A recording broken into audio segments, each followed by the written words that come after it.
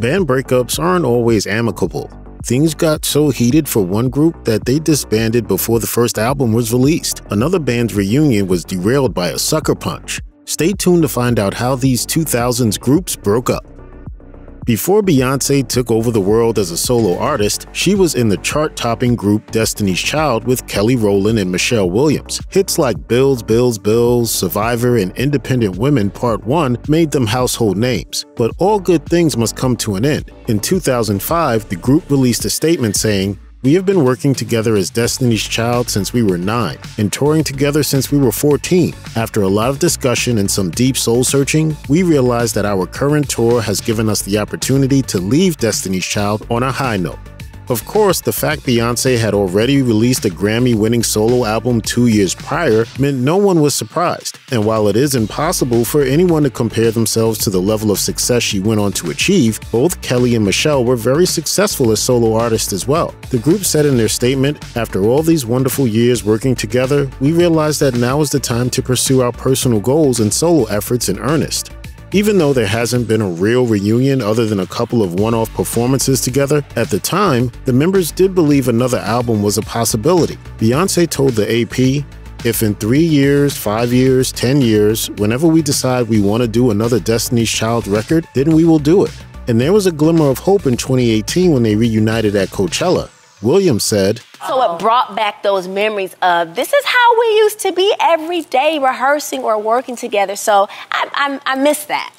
The White Stripes was a quirky band, starting with the fact that its members, Jack and Meg White, misled fans about how they were related to each other. Instead of siblings, in reality, the pair had been married from 1996 to 2000. But after hits like Seven Nation Army and Fell in Love with a Girl, it wasn't their long-ago divorce that led to the end of the band. According to the BBC, the White Stripes announced their split in 2011. 13 years after they formed. However, at that point, they hadn't released an album in 4 years and had canceled part of a planned tour in 2009. Their statement said that they would make no further new recordings or perform live, mostly to preserve what is beautiful and special about the band.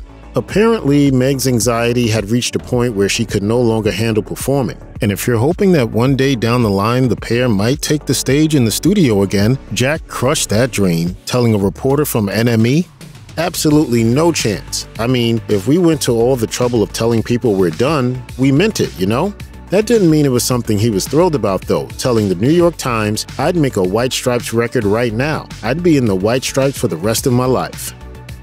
When reporters asked the 5 members of the boy band NSYNC why they broke up in 2002, they got 5 different answers. As the unofficial frontman of the group, Justin Timberlake attempted to avoid having the breakup tied to his solo ambitions. In 2020, he did an interview with DJ Zane Lowe where he claimed that everyone wanted to go solo.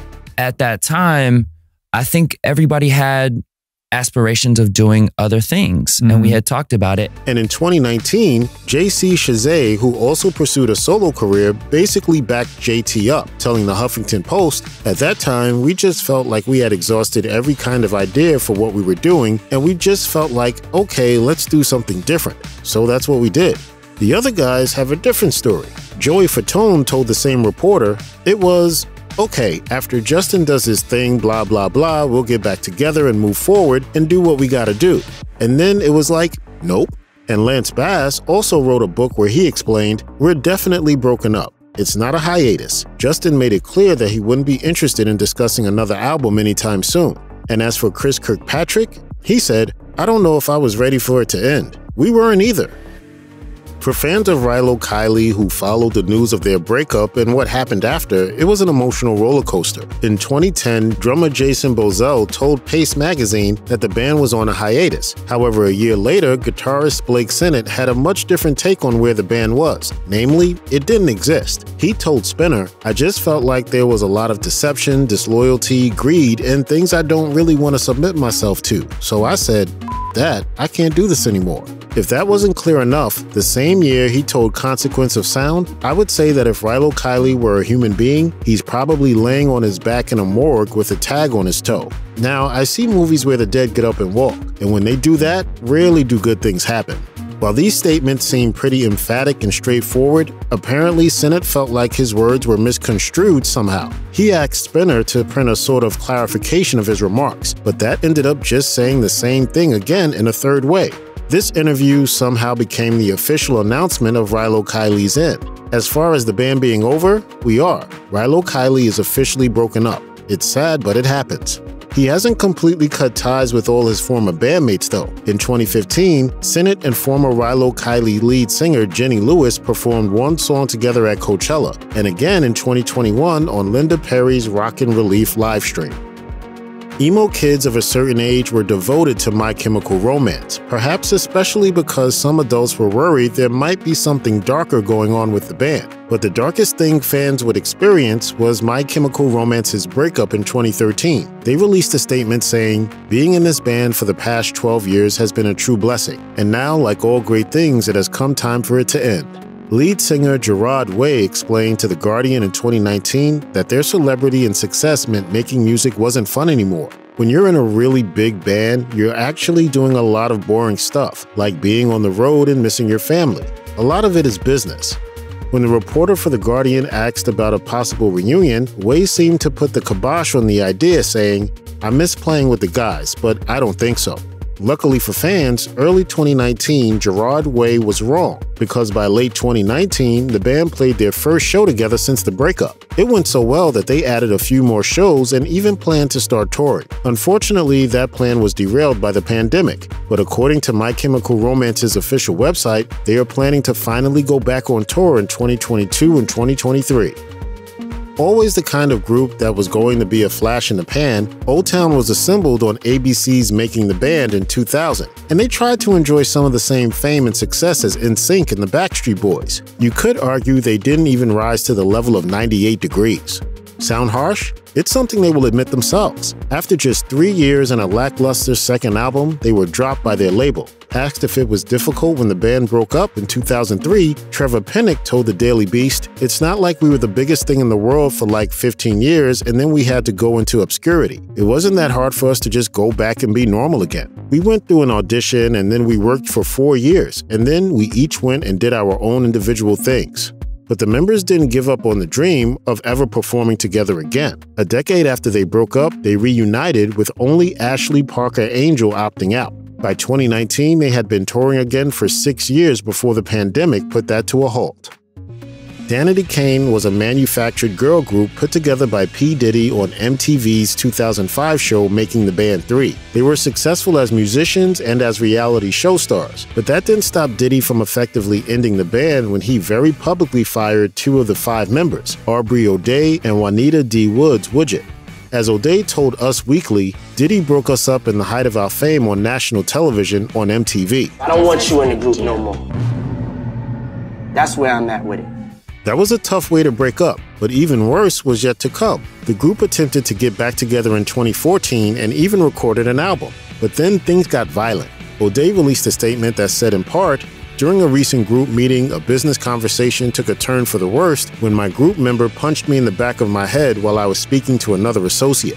While O'Day did not name the person who assaulted her, it had already been reported that it was Dawn Richard. Richard released her own statement explaining, "Certain choices were made that I'm not proud of. This could have all been handled privately. I am not justifying my actions." The group broke up again.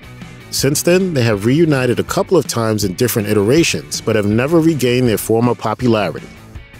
Audioslave was a supergroup made of members of the iconic rock bands Rage Against the Machine and Soundgarden. However, this meant there was a clash of egos and experience, and those issues existed from the very beginning. Drummer Brad Wilk said that breaking up was one of the first things the newly formed band ever did, blaming frontman Chris Cornell's substance abuse issues. On the Let There Be Talk podcast, Wilk said, "Audioslave broke up before the first record even came out. So that was frustrating because we had this record in the can, and then we weren't a band.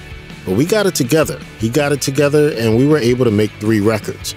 but 3 were the most they could manage. In 2007, Cornell released a statement announcing, "Due to irresolvable personality conflicts as well as musical differences, I am permanently leaving the band Audioslave." He hinted at trouble in the band the year before to the same outlet, saying, "I think the biggest problem with people surviving in a band and getting along and appreciating each other is just the fact that for the most part, musicians aren't the kind of people who concentrate or worry about what the other guy thinks." The band came together for 3 songs at a protest in 2017, but sadly, as Cornell died later that year, there will not be another Audioslave reunion. The Pussycat Dolls started out as a burlesque troupe before morphing into a girl group fronted by the talented Nicole Scherzinger. There were several other women in the band as her backup singers, backup dancers, bandmates in a purely technical sense, so the breakup happened over time and involved a lot of "I'm done" announcements. Karmit Bahar was the first to go in 2008, according to People. She released a statement saying, "I wanted to be the first to tell you that I'm no longer with the Pussycat Dolls." A year later, the group went on a hiatus, but member Melody Thornton made it clear to MTV News that it wasn't a breakup, saying, "The Pussycat Dolls are on a break. It's actually a much-needed break." The group's creator, Robin Antin, agreed, but she did add that not all the members would be coming back from the hiatus. "It's Nicole and a couple of new faces. Some of the girls want to go and do their own thing. We're moving on. We're excited. We're looking at new girls." By early the next year, 3 other members, Jessica Sutter, Kimberly Wyatt, and Ashley Roberts, had left the group, as MTV reported. And that was it for Nicole Scherzinger as well, who said, "I wouldn't want to be in a group with other girls. We were like a tight family." Maybe not that tight, though. Thornton said later, You know, Nicole had her own management. Her management originally became the group's management. It wasn't about us. Check out one of our newest videos right here. Plus, even more grunge videos about your favorite bands are coming soon. Subscribe to our YouTube channel and hit the bell so you don't miss a single one.